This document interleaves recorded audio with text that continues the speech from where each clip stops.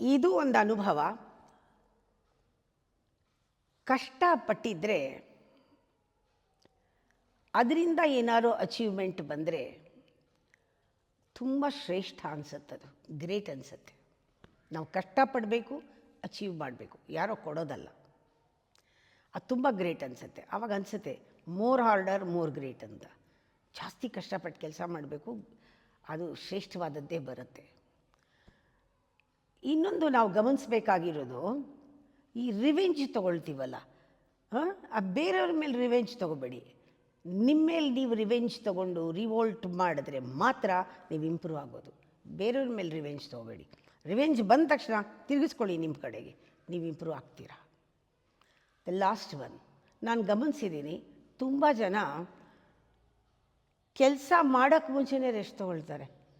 ಇವಾಗ ಚೆನ್ನಾಗಿ ರೆಸ್ಟ್ ತೊಗೊಂಡ್ಬಿಡ್ಬೇಕು, ನಾಳೆಯಿಂದ ಕೆಲಸ ಮಾಡಬೇಕು, ನಾನು ಚೆನ್ನಾಗಿ ರೆಸ್ಟ್ ತೊಗೊಂಡ್ಬಿಡ್ಬೇಕು, ನಾಳೆ ಕೆಲಸ ಮಾಡಬೇಕು. ಇದಲ್ಲ, ಕೆಲಸ ಮಾಡಿಬಿಟ್ಟು ರೆಸ್ಟ್ ತೊಗೋಬೇಕು. ಶಿವರಾತ್ರಿಗೆ ಜಾಗರಣೆ ಮಾಡಬೇಕು, 3 ದಿನದಿಂದ ಮಲಗಿರ್ತಾರೆ ಕೆಲವರು. ಶಿವರಾತ್ರಿ ಜಾಗರಣೆ ಮಾಡಿ ಆಮೇಲೆ ಮಲ್ಕೊಳ್ಳಿ. ಹೀಗೆ ಟ್ರೋಫಿ ಬಂದಮೇಲೆ ನಿದ್ದೆ ಮಾಡಬೇಕು, ಕೆಲಸ ಮಾಡಬೇಕು ಫಸ್ಟು, ಆಮೇಲೆ ರೆಸ್ಟು, ಆವಾಗ ಇಂಪ್ರೂವ್ ಆಗ್ತದೆ.